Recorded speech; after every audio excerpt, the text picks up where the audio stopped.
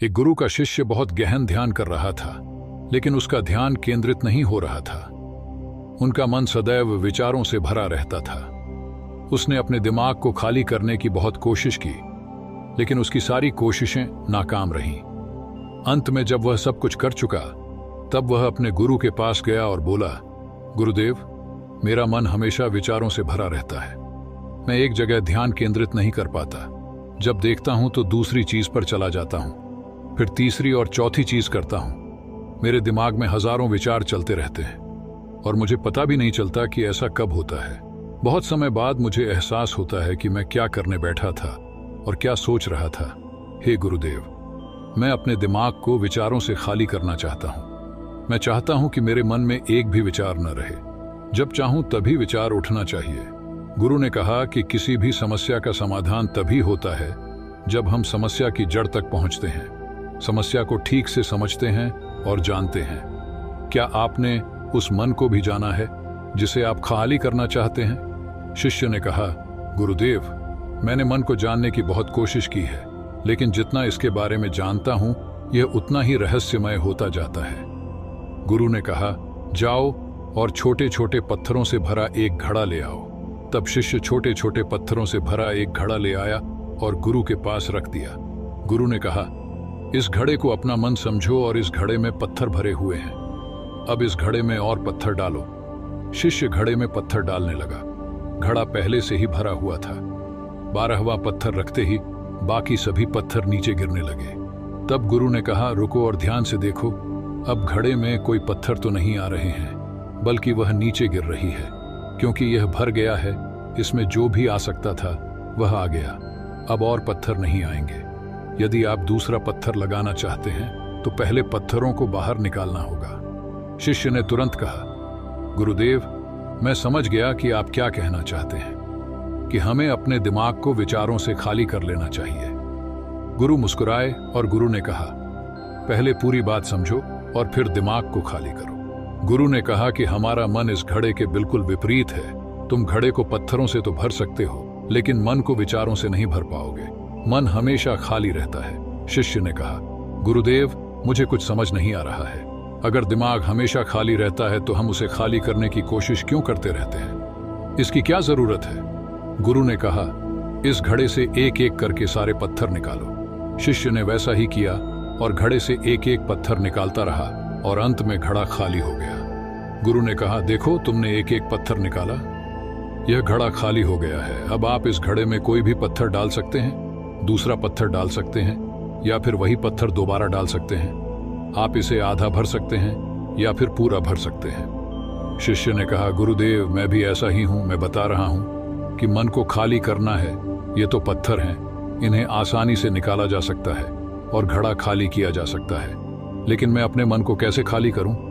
गुरु ने कहा, इस खाली घड़े में एक पत्थर डालो और 2 पत्थर निकाल लो। शिष्य ने यह कहा, ऐसा कैसे हो सकता है कि जब इस घड़े में एक पत्थर होगा तो एक ही पत्थर निकलेगा, फिर 2 पत्थर कैसे निकल सकते हैं? गुरु ने कहा, चलो ऐसा करो, इस घड़े में 2 पत्थर डालो और 4 पत्थर निकाल लो। शिष्य ने कहा, गुरुदेव, यह कैसे संभव हो सकता है? यह कोई चमत्कारी बर्तन नहीं है कि 1 डालो तो 2 निकालो, 2 डालो तो 4। गुरु ने कहा, यह घड़ा चमत्कारी नहीं है, लेकिन तुम्हारा घड़ा यानी तुम्हारा मन चमत्कारी है। यदि आप इसमें एक विचार निकालेंगे तो इसके पीछे 2 विचार होंगे। जब आप उन 2 विचारों को पकड़ते हैं तो उनके पीछे 4 विचार उभर आते हैं, और वह खाली नहीं रहता। यह मन का भ्रम है कि सब कुछ है लेकिन कुछ भी नहीं है। शिष्य ने कहा, गुरुदेव, आप जो कह रहे हैं वह मैं समझ गया, लेकिन क्या मैं हमेशा अपने विचारों के जाल में फंसा रहूंगा?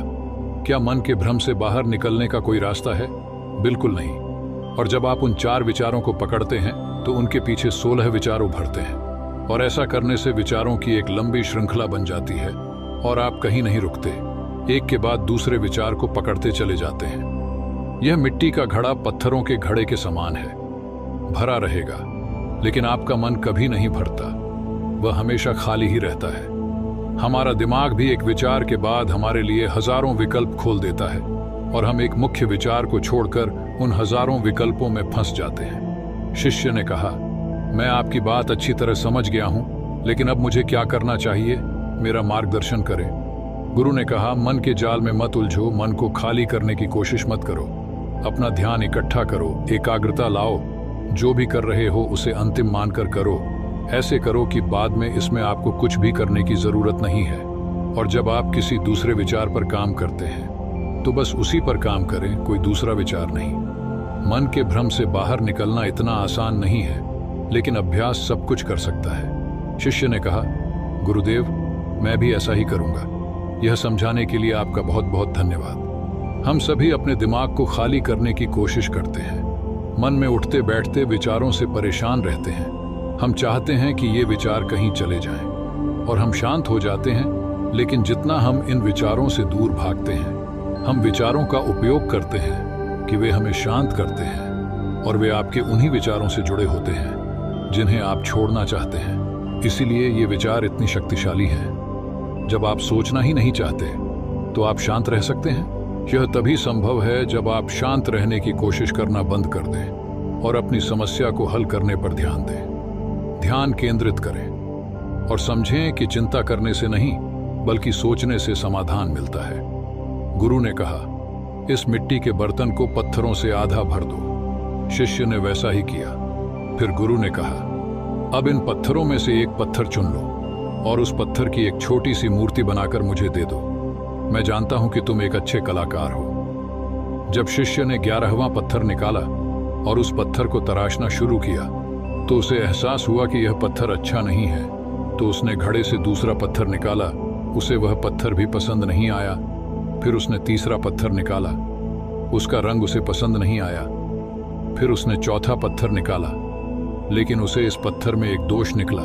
इस प्रकार उसने लगभग सभी पत्थर बाहर फेंक दिए। उसे ऐसा करते देख गुरु ने कहा, वह पत्थर जो तुमने पहली बार निकाला था। यह समझकर उसी पत्थर की खोज करो कि तुम्हारे पास कोई दूसरा पत्थर नहीं है। तब शिष्य ने उस पत्थर को ही खोजना शुरू कर दिया और उस पत्थर से उसने अपने गुरु की एक बहुत ही सुंदर मूर्ति बनाई और अपने गुरु को भेंट की और कहा, बहुत सुंदर, इस पत्थर से मूर्ति बनाई जा सकती है। मैं इसका विचार भी नहीं कर सकता था। गुरु ने कहा कि जब कोई दूसरा विकल्प नहीं है तो हम अपनी सारी ऊर्जा उसमें लगा देते हैं और उसे सर्वश्रेष्ठ बनाते हैं। जब कोई दूसरा विकल्प है तो हम सिर्फ पत्थर चुनते रहते हैं। मान लीजिए कि मूर्ति नहीं बनाई गई है। दोस्तों, आज की यह कहानी आपको कैसी लगी और इस कहानी से आपको और क्या सीखने को मिला? कृपया यह भी हमें कमेंट करके बताएं। साथ ही अगर आपको ये कहानी पसंद आई और ये आपके लिए उपयोगी लगी तो इसे अपने दोस्तों के साथ जरूर शेयर करें। इस कहानी से आप कितना प्रेरित हुए कमेंट बॉक्स में जरूर बताएं और हमारे चैनल को सब्सक्राइब करना ना भूलें। नमो बुद्धाय। जय भारत। जय